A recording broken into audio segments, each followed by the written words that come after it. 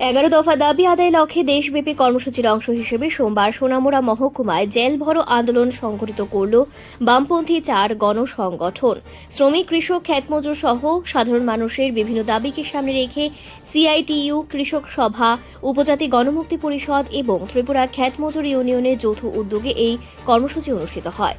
শ্রমিক স্বার্থ বিরোধী শ্রম কোড বাতিল, কৃষকের উৎপাদিত ফসলের লাভজনক মূল্য নিশ্চিত করা, রেগায় বছরে 200 দিনের কাজ এবং দৈনিক 700 টাকা মজুরি প্রদান, বিদ্যুৎ ও পেট্রো পণ্যের দাম কমানো এবং নিত্য প্রয়োজনীয় সামগ্রীর মূল্য বৃদ্ধি রোধ সহ মোট 11 দফা দাবিতে আন্দোলনকারীরা সরব হন। এদিন সোনামুড়া মহকুমা সিপিআইএম কার্যালয়ের সামনে থেকে মিছিল শুরু হয়ে বাজারের বিভিন্ন এলাকা পরিক্রমা করে মহকুমা শাসকের কার্যালয়ের দিকে এগোয়। কার্যালয়ের কাছে পৌঁছানোর আগেই প্রশাসনের পক্ষ থেকে মিছিলের পথ আটকানো হয়। আন্দোলনকারীরা পুলিশের ব্যারিকেড অতিক্রম করে এগোনোর চেষ্টা করলে পুলিশ তাদের আটক করে। এ সময় পুলিশ এবং আন্দোলনকারীদের মধ্যে কিছুক্ষণ ধস্তাধস্তি হয়। পরে পুলিশ মোট 2056 জন আন্দোলনকারীকে গ্রেফতার করে সোনামুড়া টাউন হলে তৈরি অস্থায়ী জেলে নিয়ে যায়।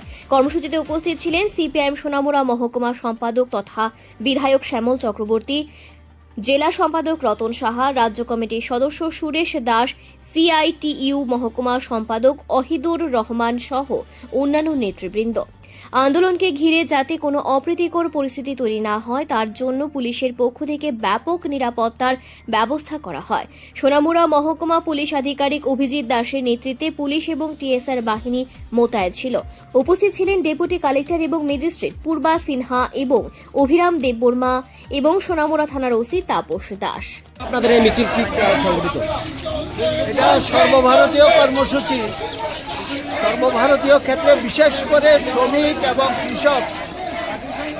এবং কৃষকদের যে মূল সমস্যা 4টা শ্রমকোড এগুলি বাতিল করার জন্যে, কৃষকের এমএসপি পাওয়ার জন্য তারা যাতে উৎপাদনের 1.5 গুণ পায় উৎপাদন খরচে, এটা হলো মূল। তার বাইরে রাজ্যে রাজ্যে যে সমস্যাগুলি আছে, মানুষের উপর অত্যাচার, ব্যভিচার, নিপীড়ন, এছাড়া আছে ব্যাপক দুর্নীতি রাজ্যে রাজ্যে এবং কেন্দ্রে সমস্ত জায়গায়। এই দুর্নীতির বিরুদ্ধে এবং যে ট্যাক্সের বোঝা মানুষের উপর চাপিয়ে দিয়েছে আমাদের দেশের মধ্যে এবং রাজ্যে, electric, diesel, petrol, CNG, PNG, নিত্য প্রয়োজনীয় যে জিনিস যেগুলির দাম বাড়ছে, কিন্তু কাঁচামালের পয়সা কৃষক পাচ্ছে না, তৈরি করার পয়সা শ্রমিক পাচ্ছে না। আমাদের দেশের বুর্জুয়ারা সমস্ত অল্প দামে কিনে মজুত করে কোটি কোটি টাকা সেখানে বাণিজ্য করছে এবং দেখা যাচ্ছে সেখান থেকে নির্বাচন আসলে পরে এবং অন্যান্য সময় শাসক বিজেপি দলকে তারা লক্ষ লক্ষ কোটি টাকা সেখানে দেয়। এর জন্যে সরকার কোনো ব্যবস্থা নিচ্ছে না।